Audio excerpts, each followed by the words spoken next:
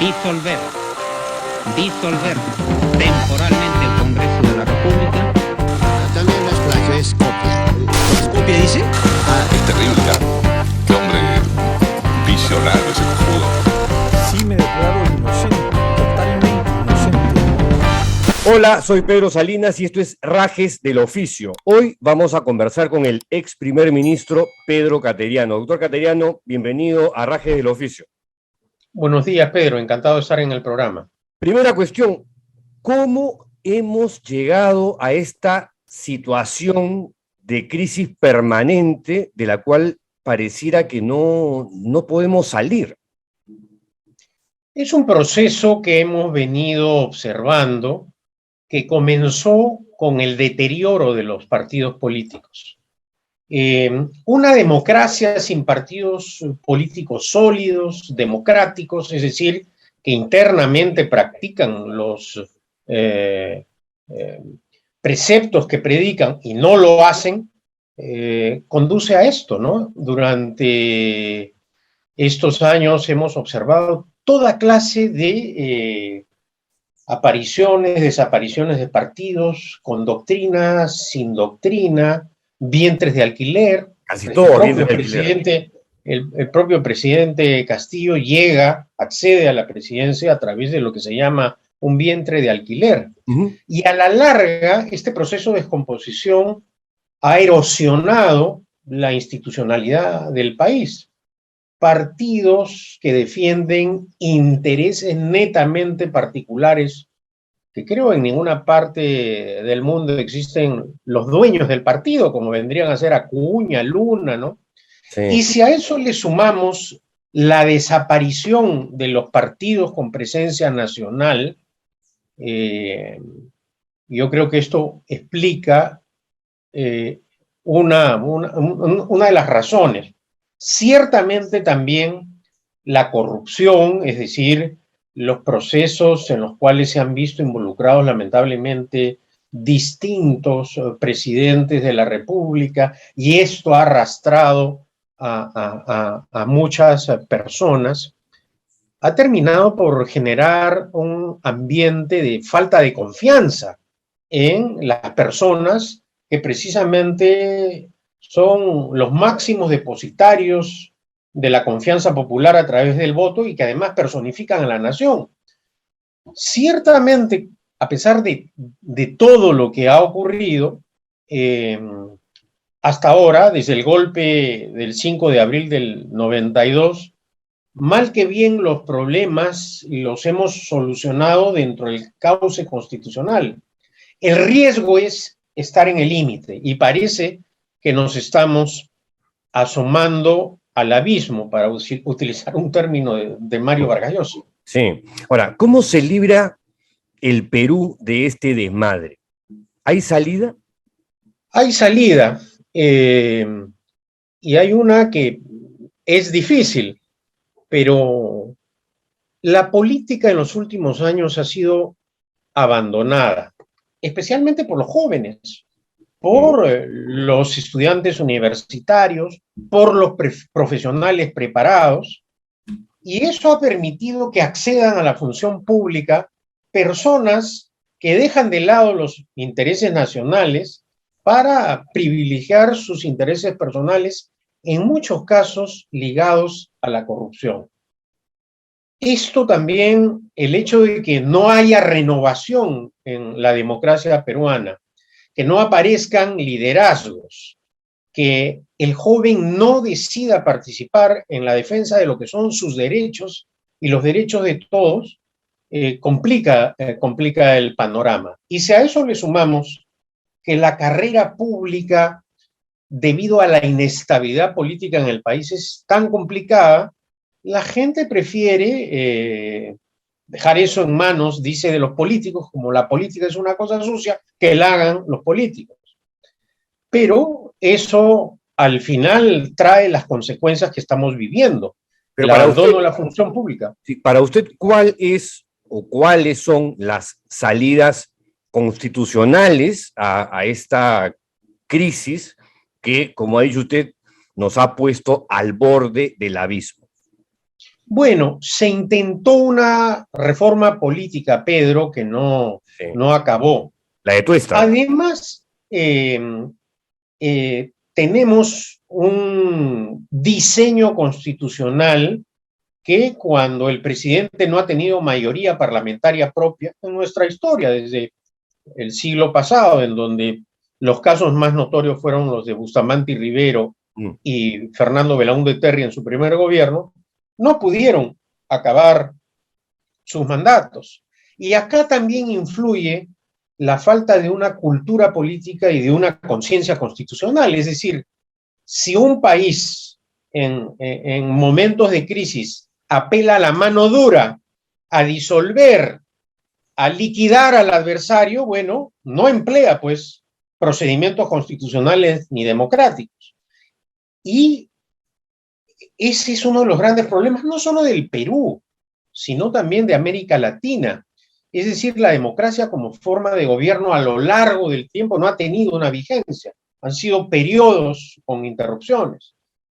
Y cuando se creyó que incorporando algunos mecanismos que, por ejemplo, no tuvo la Constitución del 33, que le daba al Congreso bicameral en ese entonces todas las facultades de control político a ambas cámaras, el presidente no tenía la posibilidad de disolver el Congreso, que es un rasgo distintivo del parlamentarismo, porque el derecho de disolución, dicho sea de paso, no existe en el sistema presidencial. En el sistema presidencial lo que hay es la renovación parcial de las cámaras. Entonces, el año 92, cuando se creyó que Fujimori iba a disolver la Cámara de Diputados, optó por dar un golpe de Estado, a pesar de tener esa atribución constitucional. Y luego ya, cuando entra en vigencia la actual Constitución, que ratifica como potestad legal en favor del presidente de la República el derecho de disolución, hemos visto las dificultades que se ha tenido para entender lo que significa el ejercicio de esa atribución presidencial, llegándose a extremos en los cuales se recurrió, por ejemplo, al Tribunal Constitucional.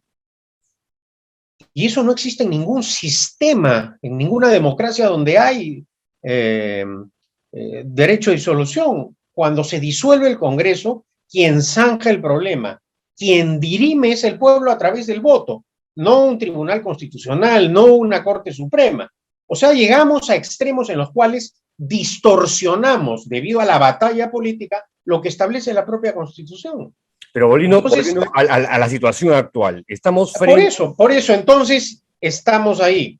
Ya. No solamente con discusiones de este tipo, sino de malinterpretación y mal uso de la Constitución. El concepto de la vacancia por incapacidad moral permanente, que nunca en nuestra historia se malinterpretó como lo hizo el Congreso, que primero intentó vacar a Pedro Pablo Kuczynski y luego forzó su renuncia. Pero posteriormente, luego de que el presidente Vizcarra disuelve el Congreso, nuevamente se vuelve a discutir ese aspecto de la Constitución que continúa en debate. Entonces, ahí al Parlamento le ha faltado un espacio para discutir estos temas. Y no es por falta de tiempo, no es por lentitud, porque cuando el Parlamento quiere trabajar rápidamente, por ejemplo, se carga la reforma universitaria y ahí hay mayoría para hacer esta clase o para ocasionar esta clase de estropicios. Es que entonces, el tema es que el Congreso también es parte del problema. La falta de idoneidad de los legisladores es una cosa ya grotesca, pero Pedro, los parlamentarios no caen del cielo, no son enviados. Es verdad. Son elegidos. Es correcto. Entonces, acá también hay una corresponsabilidad de los electores. Es decir, cuando se reelige a una persona o se elige a una persona que se sabe que no tiene trayectoria democrática, que tiene problemas de enriquecimiento ilícito o que tienen, repito, partidos que están al servicio del dueño de la agrupación política y no del país, nosotros también los electores tenemos ese problema. Y se vio reflejado en las últimas elecciones generales, Pedro, ¿no? En donde el ausentismo electoral, o sea, el porcentaje de gente que no fue a votar, supera ampliamente, por ejemplo, al porcentaje de adhesión que obtuvo el actual presidente de la República en primera vuelta. Entonces, cuando vemos esa clase también de problemas en donde la gente no participa con responsabilidad, tenemos estas consecuencias. Bueno, pero es un derecho también ciudadano no ir a votar. Es un derecho, claro. Yo no fui a votar. Hay países, bueno, pero entonces, ¿de qué nos quejamos si no ejercemos los derechos? Bueno, es que al final es renunciar a un derecho para que Acuña, Luna, distintas tendencias de acción popular que no se sabe hoy qué es, decidan. Esa es una opción legítima y democrática. Claro, pero es trasladar el problema a terceros. Sí. O sea, finalmente el que no va a votar lo que termina haciendo es endosándole a los co-ciudadanos la responsabilidad. Claro. Y es el mismo caso cuando la gente joven decide no participar en política. Entonces, si tenemos partidos que no son auténticamente democráticos y a eso le sumamos que hay, por usar un término, una desidia en la participación cívica, se agravan los problemas. Claro que no es fácil hacer política y en el Perú la degradación de la política se ha visto más complicada también con la judicialización de la política. Hoy día, como no somos capaces en el Parlamento de solucionar los problemas, como el ataque al adversario es lo fundamental y tratar de eliminarlo, lo mandas al Poder Judicial. Entonces, ese es otro problema. Usted tocó un tema medular al inicio de esta conversación que fue la falta de una reforma política profunda que institucionalice a los partidos y haga más fuertes a las instituciones tutelares. Eso no ha pasado. Lo único que hemos visto en todos estos años es lo que usted también señala, la degradación de los partidos políticos convertidos en o vientres de alquiler o gavillas lideradas por un varón, ¿no es cierto? El varón de la bancada no sé cuantitos, el varón de la bancada no sé cuantotes. Porque eso es lo que hay en el Parlamento. Sin mencionar al Ejecutivo actual, que es otra historia. Naturalmente con honrosas excepciones, Pedro, ¿no? Tampoco podemos generalizar. ¿En el Congreso o en el Ejecutivo? Bueno, yo diría que en el Congreso y en menor grado en el Ejecutivo, ¿no? Bueno, en el Ejecutivo hoy día, en el gabinete, pues se podría salvar Landa, ¿no? Pero el resto de ministros, francamente, ¿no? Bien, ¿usted es partidario del que se vayan todos o que se vaya solamente el Ejecutivo? Yo soy partidario de las salidas constitucionales, que los problemas políticos se solucionen dentro del marco constitucional. Es decir, si hay un ambiente en el cual se vaca al presidente de la República o renuncia, que es una salida constitucional. Pero que es cada vez más improbable, ¿no? Bueno, pero ¿por qué es improbable, Pedro? Porque no hay una movilización nacional, porque la gente no sale a las calles. Las calles no se pronuncian. Las calles no se pronuncian. Hemos visto también en momentos críticos, por ejemplo, cuando en plena dictadura de Fujimori hubo la destitución de los vocales, de los magistrados, Rey Terry, Delia Reboredo. ¿Cómo? Reboredo y Aguirre Roca. Y Manuel Aguirre Roca, los jóvenes salieron a las calles. Ujú. Hemos visto también cuando el fiscal de la Nación destituyó cínicamente a los fiscales Vela y José Domingo Pérez, cómo la gente, los jóvenes salieron a las calles y eso se revirtió. ¿Por qué No cree es- usted, es- por qué cree usted esto- que la esto- calle no se pronuncia? por diferentes razones, porque lo que ha venido también a golpear mucho a las grandes mayorías nacionales es la pandemia, Pedro. Bueno, eso es verdad. Entonces, Es verdad. hay una situación en muchos lugares del Perú de frustración, de falta de esperanza, de temor, a agravar más esta situación. Y creo también que aquellos que votaron en favor de Pedro Castillo aún se niegan a creer que es un inepto, un incapaz en el cargo y tratan, por lo menos, de darle un ambiente de paz social en algunos aspectos, porque vemos que en otros sí hay movilizaciones. Por ejemplo, el problema del corredor minero. Ujú. Es gravísimo que constantemente se esté usando se está usando la violencia para el bloqueo de carreteras, de toma de camiones, etcétera. Lo que hace es simplemente ahí un mecanismo de protesta social con intereses políticos, que es lo que apreciamos, ¿no? ¿Usted lo ve a Pero Castillo terminando su gobierno? tal como va, muy difícil, ¿no? Y no porque tenga adversarios.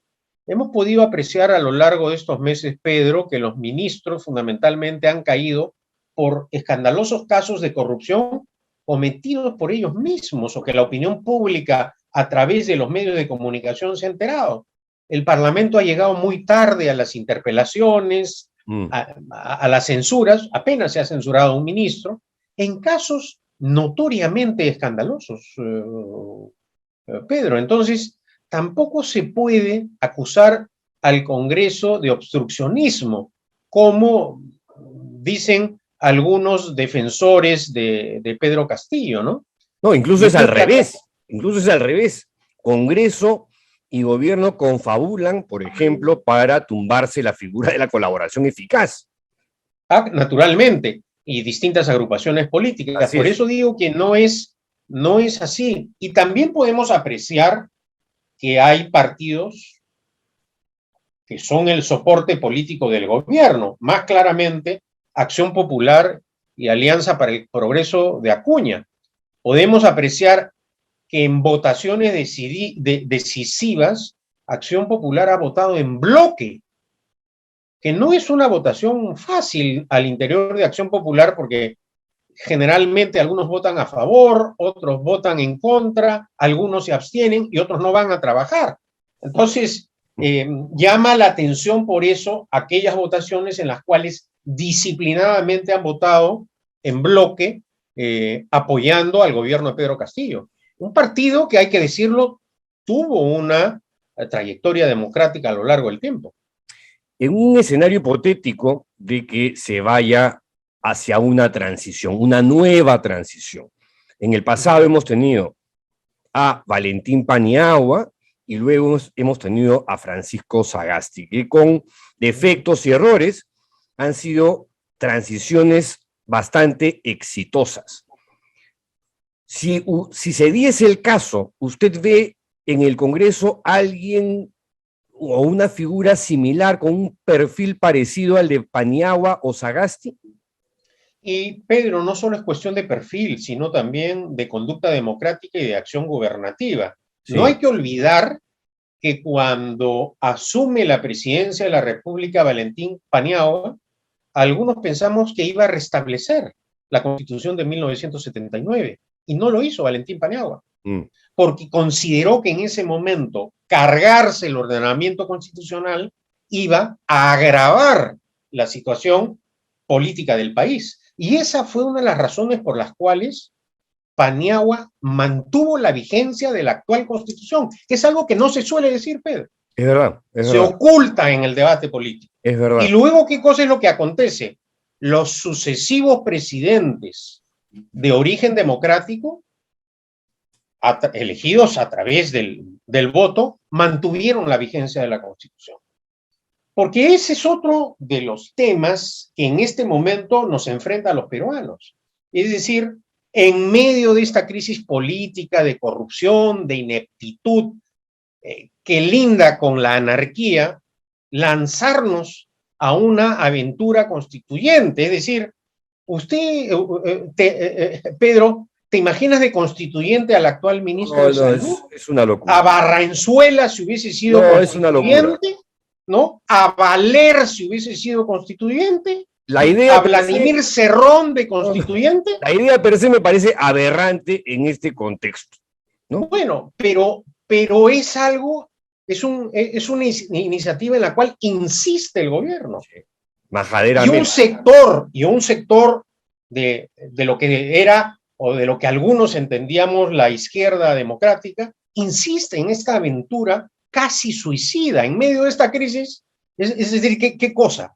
El señor Cerrón con el partido, el señor Castillo con los... ¿Qué hubiese sido del país si Barraenzuela, Valer y compañía, aunque Valer no fue llevado, para ser honestos, al Parlamento por Castillo? Castillo lo nombró como premier, pero llegó en otra agrupación política. Pero de constituyentes, ¿qué sería del país con ese poder ilimitado que tienen un constituyente en manos de estos señores? Bueno, tal vez estaríamos imitando las concepciones ideológicas y políticas bolivianas que ahora de alguna forma imitan algunos constituyentes chilenos. Pero ¿eso a qué conduce? ¿O a qué conduciría, para ser más preciso en el uso del idioma? Yo creo que al caos político. ¿Cuál es su opinión sobre este tuitero incontinente llamado Vladimir Cerrón? Bueno, a ver, ideológicamente él se define como marxista, leninista, mariateguista. Es decir, desde el punto de vista ideológico y político se congeló en el tiempo. Es decir, que una persona a estas alturas admire a una dictadura criminal como la cubana, lo pinta de cuerpo entero, o que defienda otra dictadura criminal como la de Maduro también, ¿no? Entonces, yo creo que ese es uno de los grandes problemas de un sector de la izquierda peruana, que, porque hay que decirlo, en democracia es importante tener partidos de izquierda democráticos, como hay en Europa, como hay en Chile, en donde hay una izquierda, pero que está dentro del cauce democrático, ¿no? Hay un presidente que se atreve... Como lo hemos tenido acá también en su momento, ¿no? Claro, hay un presidente, el actual presidente electo de Chile, Boric, que se atreve a criticar y cuestionar a la dictadura de Venezuela. Pero acá tenemos ese sector de la izquierda que continúa alabando, repito, a dictaduras criminales como la de Cuba y Venezuela. Mientras tengamos eso, naturalmente no ayudará a la formación de una cultura democrática y conciencia constitucional. Castillo se librará, sí. Castillo se librará algún día de Cerrón, ¿no? ¿Usted qué cree? Bueno, hasta ahora no se necesitan, eso es lo que está probado, ¿no? Pero quisiera terminar la idea anterior. Y uno de los grandes daños que ocasionan las dictaduras son los adeptos a las dictaduras. Es decir, gente que sigue creyendo que la solución es la mano dura y la dictadura como forma de gobierno.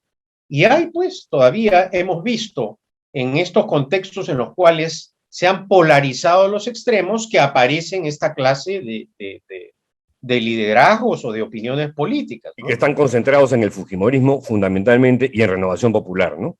Y en el sector de Perú Libre, ¿no? Exacto, correcto. El antifujimorismo, que es una suerte de fuerza política transversal en lo ideológico, ha demostrado elección tras elección que podría convertirse en una fuerza política. ¿Esa fuerza política es canalizable? O sea, ¿podría traducirse en algo a futuro? en algo institucional, ¿no? Lo que pasa es que armar un esquema organizativo solo con un mensaje estoy en contra de es bien difícil, ¿no? Pero hemos visto también algo que hasta hace algunos meses era casi impensable. Por ejemplo, un antifujimorista notorio como César Hildebrand, que ya esté planteando que la única salida para la crisis sea la convocatoria de elecciones generales. Y ya no solo es él, hay un grupo, hay una corriente dentro de lo que dominas tú el antifujimorismo, que ya plantea abiertamente esta iniciativa para salir de este callejón oscuro en el que nos ha metido el presidente Castillo, ¿no?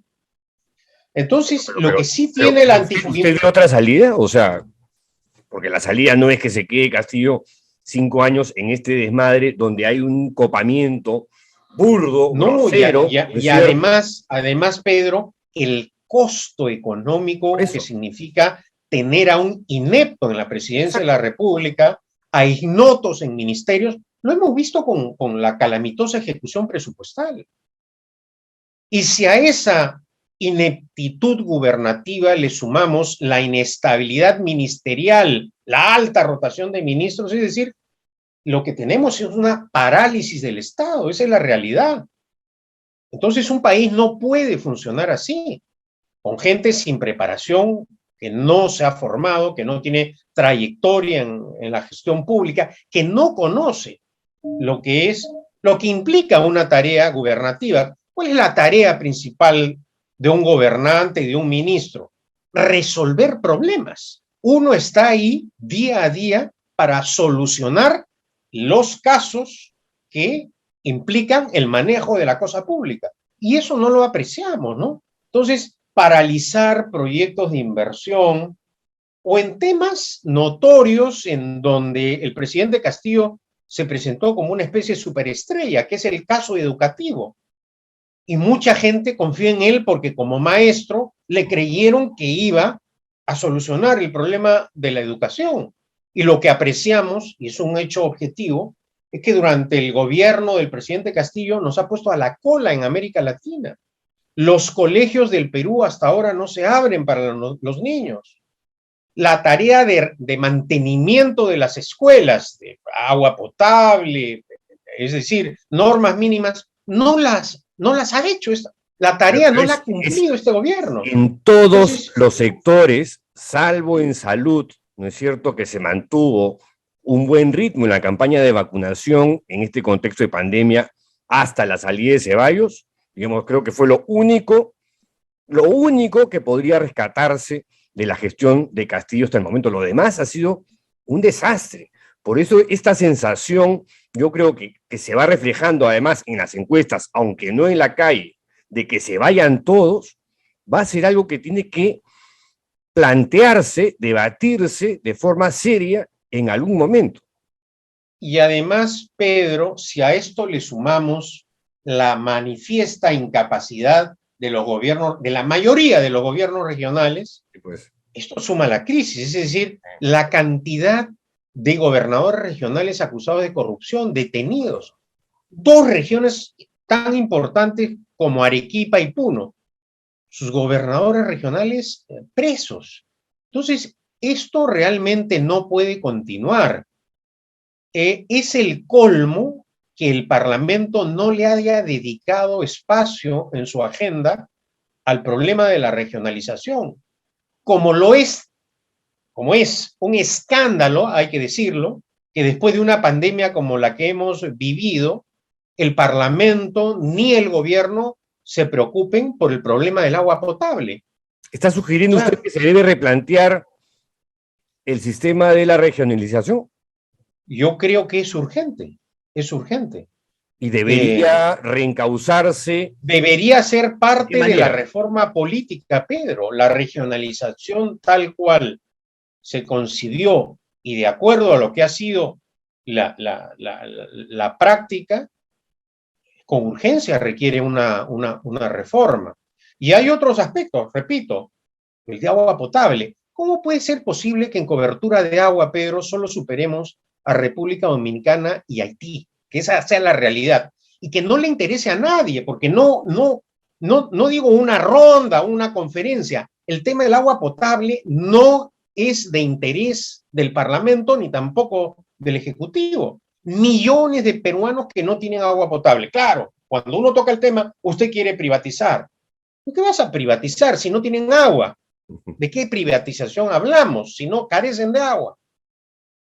Entonces, son temas que lamentablemente han ido también generando un ambiente de desconfianza en el ciudadano. ¿Qué puedes pedirle a una persona que no puede ducharse, que no podía lavarse las manos en medio de la pandemia? Entonces, si no enfrentamos esos problemas, no saldremos tampoco de la crisis. La democracia no solo implica la vigencia de las libertades políticas, también de los derechos económicos y sociales de la gente. Si la gente no tiene educación, una vivienda digna, agua potable, seguridad social, bueno, no estamos pues construyendo un país con auténticas raíces democráticas. No, y si el ciudadano no ejerce su derecho a la crítica, a la protesta, ¿no? Naturalmente. Todo va a continuar igual. O sea, yo creo que ese aspecto que usted ha señalado y lo ha llamado desidia, que yo diría que es más bien indolencia, ¿no? Ya pasan las cosas, uno critica, putea, ¿no? Raja un rato y luego todo sigue. Y también Pedro, con honrosas excepciones, la actuación del Poder Judicial no ha sido del todo apegada a la Constitución y a la ley, ¿no? Y ese es otro de los dramas nacionales, la lentitud en los procesos de administración de justicia, las lavadas de manos del Poder Judicial en notorios y escandalosos casos. Cierto es que un puñado de fiscales y de jueces lograron revertir la situación, pero justicia que tarda no es justicia, ¿no? Entonces, no podemos tener procesos de casos de corrupción que duran 9, 10 años, 11 años, ¿no? Entonces, eso no ocurre en ninguna parte del mundo. Y donde la corrupción claramente mete la mano para desviarla según los intereses de la gente que tiene pues un poder económico importante, ¿no? Que tiene bolsillos de payaso. O sea, y ahí entonces, sí, digamos, el cuadro que usted pinta es más apocalíptico, porque ya estamos hablando de las tres principales del Estado. Pedro, y además ha quedado demostrado que el problema no solo era de aumento de sueldos a los jueces. Los jueces hoy en día están ganando sueldos que nunca tuvieron en la historia republicana. El sueldo de un magistrado de la Corte Suprema está por encima de los 30.000 soles mensuales. ¿Y cuál es la calidad de supremos que tenemos hoy en día? La calidad de supremos son, como en muchos casos, como la de Inostroza. ¿Qué puede graficar algo más grave que un vocal supremo en funciones se fugue del país? ¿Qué puede demostrar que hay que hacer un cambio? El problema es que el cambio tiene que venir del propio Poder Judicial y de la Junta Nacional de Justicia, para que no se acuse al gobierno y al Parlamento de politizar. Pero yo más de una vez lo he dicho, cuando se fugó en funciones el vocal supremo Inostroza, demostró abiertamente la podredumbre del Poder Judicial y especialmente de la Corte Suprema, ¿no? Es otro caso en el cual vemos que no necesariamente se eligen vocales que cumplen con los requisitos que deberían tener cualquier juez preparado, ¿no? Claro, esto se inició con el Consejo Nacional de la Magistratura, y lo que habría que exhortarle a la Junta Nacional de Justicia es que haga su trabajo, ¿no? Porque vemos también que ese es otro grave problema que no se suele mencionar, Pedro, pero que refleja la crisis en los poderes del Estado, ¿no? Hay instituciones en el Estado que solamente son siglas, doctor Cateriano. Son grafitis en la pared porque en la práctica no sirven para nada. Esa es la verdad. Es más, en el caso de, volviendo a lo de la reforma política, esa también depende del propio Congreso y en parte también del propio Poder Ejecutivo. Pero ahí tenemos pues Claro, al pero gato por del ejemplo, cero. cuando el presidente Vizcarra convocó al referéndum y la gente mayoritariamente expresó su apoyo a esas iniciativas, fue el Parlamento el que detuvo el proceso de reformas. Es decir, institucionalmente, el Parlamento se niega a debatir esta clase de temas que deben o deberían ser prioritarios en este contexto o en esta coyuntura tan grave, ¿no? ¿Y eso cómo se puede revertir? ¿Tiene usted alguna idea? Porque, por ejemplo... Bueno, el pueblo tiene la oportunidad... Déjeme terminar la hipótesis. Porque imaginemos que o Castillo renuncia o el Congreso lo vaca, se van todos, que es la salida ideal para mucha gente, entre ellos me incluyo, y se convocan a elecciones generales para presidente y para nuevo Congreso. Pero si no hay una reforma política, vamos a volver a lo mismo o algo peor.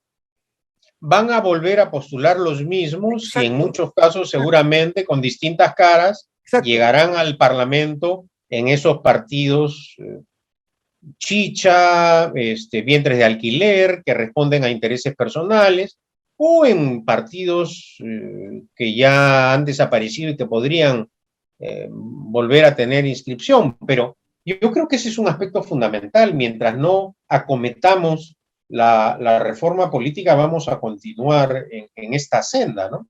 Porque ahorita estamos como una especie pues, de remolino, ¿no? Y cada vez nos hundimos más. Y no hay tabla de salvación, no hay un salvavidas a la vista que nos saque de ahí. Y además, Pedro, en muchos casos, en medio de una crisis política y económica internacional. O sea... Y a puertas de una posible, hipotética tercera guerra mundial. Bueno, no, es decir, no somos conscientes realmente de lo que está en juego. Si no somos conscientes de muchas cosas, doctor Cateriano. Y del costo que significa... se le imputaba pues a Manuel Prado esta frase de que en el Perú hay dos clases de problemas, ¿no? Unos que nunca se solucionan y otros que se solucionan solos, ¿no? Y bueno, eso realmente no conduce a nada y parece que esa es la filosofía que predomina en los poderes del Estado hoy en día, ¿no? Es la idiosincrasia de nuestra clase política en los últimos, no sé, 20 años, ¿no? Más o menos, o un poquito más incluso. Bueno, pero aterrizando las cosas de coyuntura, ¿cómo definiría usted la performance de su, vamos a llamarlo colega, el primer ministro Aníbal Torres? Bueno, resulta pues, a ver, cuando un primer ministro va a exponer la política general del gobierno y las medidas que se requieren para su gestión, uno espera planteamientos, iniciativas, un debate, un diálogo abierto, y no pues que agravie al Congreso, que acuse de golpistas a los congresistas, ¿no? En ese contexto es absolutamente inexplicable lo que viene haciendo el premier. ¿Usted, Pedro, conoce alguna iniciativa importante que haya planteado? Él ha insistido en la convocatoria a la Asamblea Constituyente. Llevamos meses de este gobierno que han señalado sobre el tema de agua potable. ¿Cuál ha sido la gran iniciativa hasta ahora? Las motocicletas. Cree que bajando a una persona de las motos soluciona el problema de la delincuencia. Esa es la gran iniciativa de Torres hasta ahora, ¿no? Entonces, lo que habría que preguntarle al señor Torres, por ejemplo, es ¿qué hizo el monopolio estatal penitenciario llamado INPE para adquirir grilletes electrónicos? ¿Por qué ese monopolio del Estado es incapaz durante más de un cuarto de siglo? Ya vamos a ir 25 años y no puede comprar grilletes y mantiene en condiciones inhumanas a personas sin condena.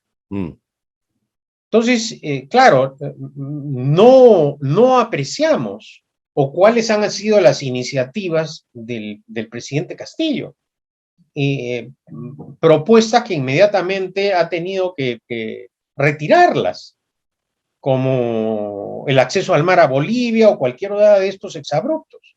Entonces, ¿Vio usted ayer la reacción que tuvo el presidente Castillo frente a un grupo de periodistas cuando le hicieron una pregunta incómoda, evidenciando sus contradicciones de lo que había declarado en la Fiscalía y lo que le había dicho a Fernando El Rincón en CNN?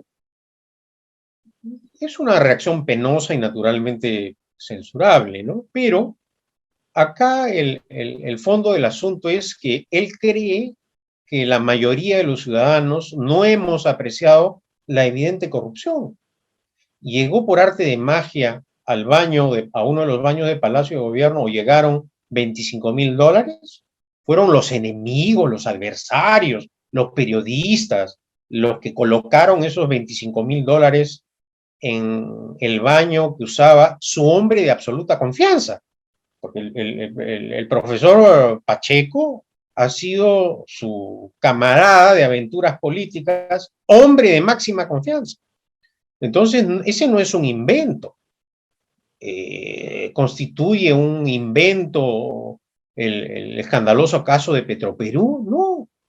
Entonces, hemos visto en estos pocos meses también el grado de degradación de la investidura presidencial, ¿no? ¿Es equiparable este gobierno de Castillo al de Alan García I? A ver.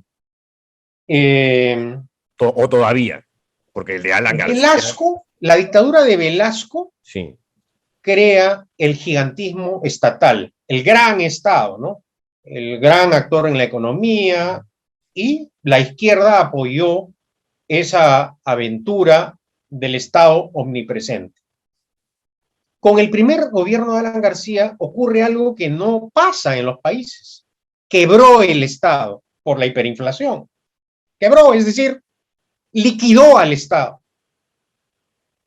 Avanzó el terrorismo, ya la gente joven no conoce lo que fueron las acciones terroristas de Sendero Luminoso, el MRTA. No tienen ni idea. Claro. Entonces estuvimos casi ante un Estado fallido, esa es la realidad, los hechos objetivos, ¿no? Un Estado que crea Velasco y que lo quiebra Alan García. Yo creo que será muy difícil que alguien supere esa calamitosa gestión. Inclusive hoy en día, la gente no cree en la palabra del presidente Castillo porque no la honra. Y eso explica, por ejemplo, por qué razón cerca de 17,000, 18,000 millones de dólares se han fugado del país, porque la gente no cree en la palabra de Castillo. Y a pesar de eso, a nivel regional, la economía hasta ahora está en piloto automático.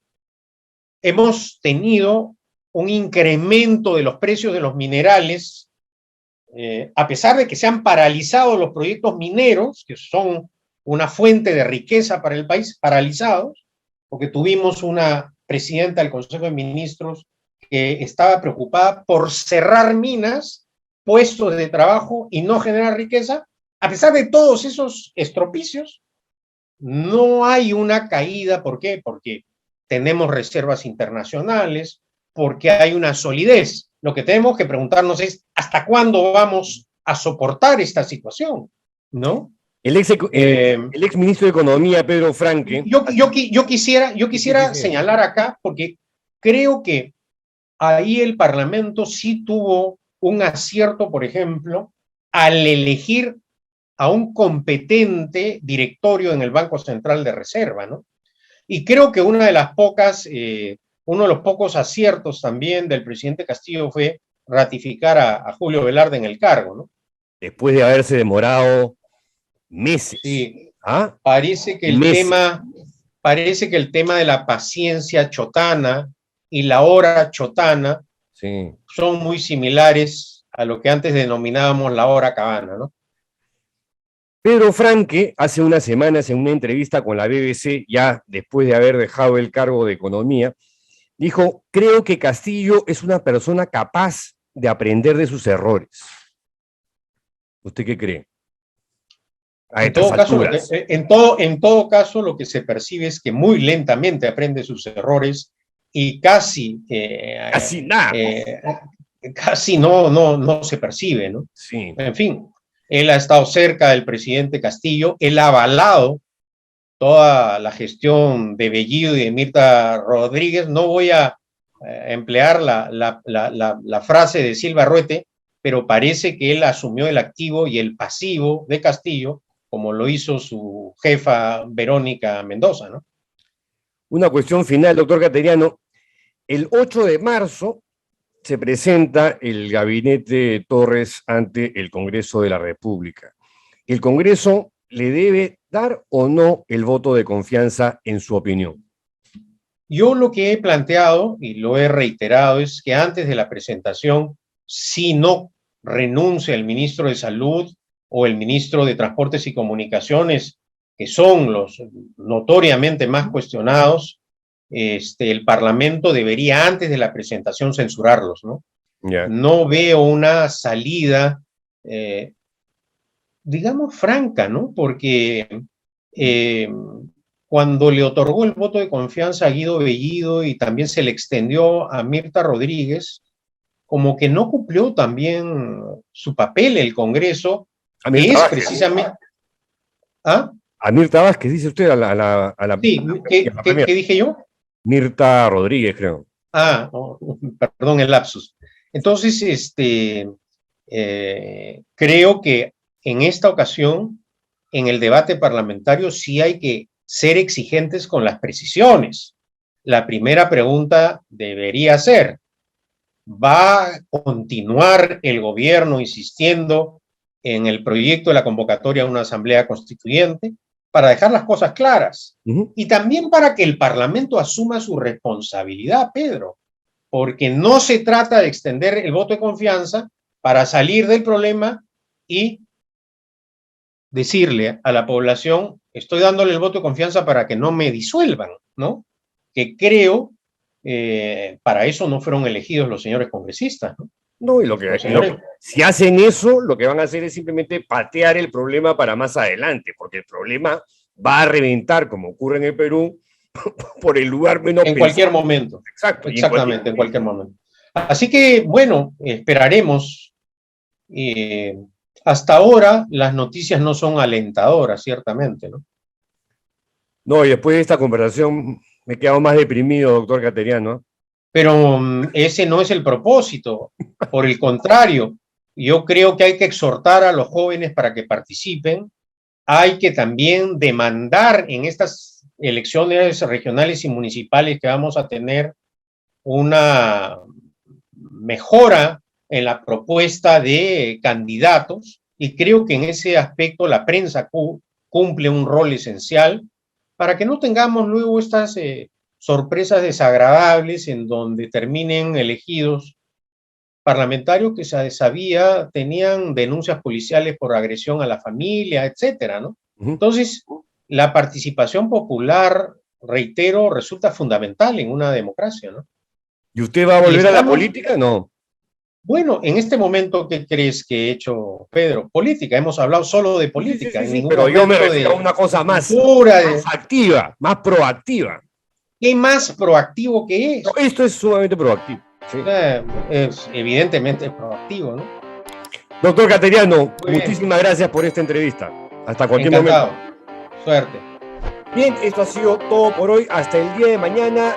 Chao.